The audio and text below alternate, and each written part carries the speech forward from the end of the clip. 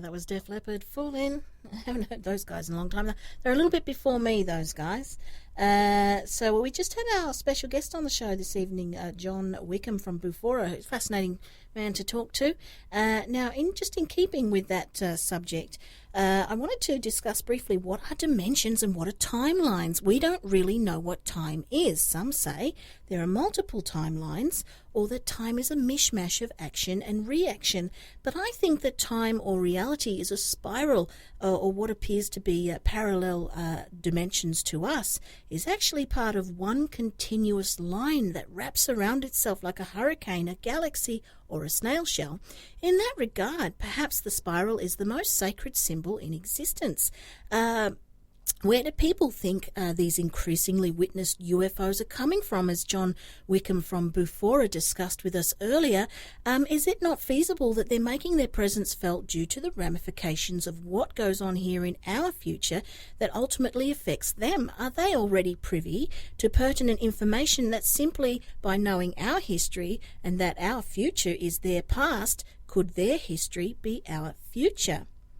It's a big question. Jacques Vallée, computer scientist, author, ufologist and astronomer, said, we know there is life throughout the universe, so why shouldn't it be able to come here, especially since there must be civilizations thousands of millions of years ahead of us? What the witnesses are describing in many cases come out of nowhere, disappears into nowhere. There are cases of objects becoming present on the spot, physical objects, material objects. If it does that, well, it could be from anywhere, any time. And that was a quote by Jacques Vallée. He's a highly esteemed man in his field.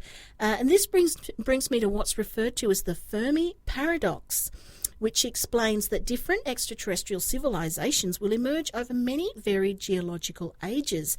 As such, it's conceivable that a specific civilization who had a time advantage over the next developing civilization, even by so much as a small head start of, say, 10,000 years, and in the universe that's only a few moments, then they could be, quote, in the singular position of being able to control, monitor, influence or isolate the emergence of every civilization that follows. Unfortunately, I've concluded that this is exactly what is happening, and as such we're behind enemy lines in an intergalactic war that's been going on for eons. Humans and planet Earth are a bit slow out of the stalls in that regard, in the greater scheme of things. So even though if you think the universe is fair or just, it wouldn't have allowed some of the nastiest people in the universe to take over large swathes of it just by the lucky chance of evolving first. But if this is indeed what has happened, then there could be other civilizations who evolved even sooner and have developed higher moral codes in that they leave planets and their populations alone to evolve naturally, like Star Trek's Prime Directive, until such time that they're ready and able to join the cosmic community appropriate to their evolution.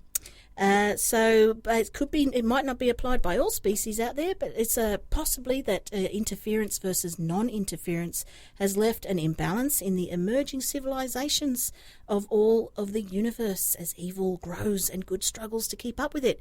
And basically, the competition out there looks like it's pretty stiff, doesn't it? If you wanted to take a look at some of these big stories that are emerging and ever growing on the internet, with all the footage and photographs and witness testimonies that are ever emerging. That said, the reason it seems like evil might have taken over our planet is the same reason it's risen to powerful levels in the entire universe, because it doesn't have any boundaries. Evil does whatever it likes in order to win, no matter what. Conversely, good or more honourable moral people or species are bound by codes of conduct, ethics, standards, social frameworks and personal values. This is where the human race comes into the equation, and we have to ask ourselves, who are we? And what are we actually trying to do here if all of this turns out to actually be correct?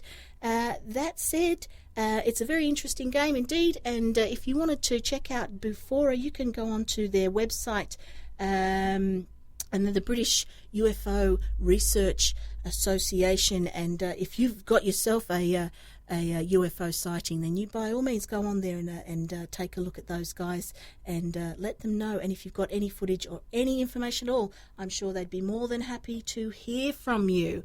Now that's coming up to the end of my show. I've got one more quote. I've got a quote for you before I head off.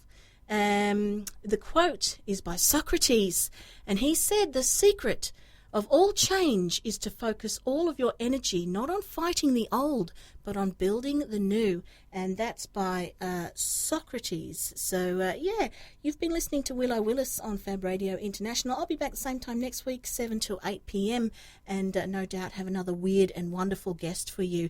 In the meantime, this is Red Hot Chili Peppers, Breaking the Girl.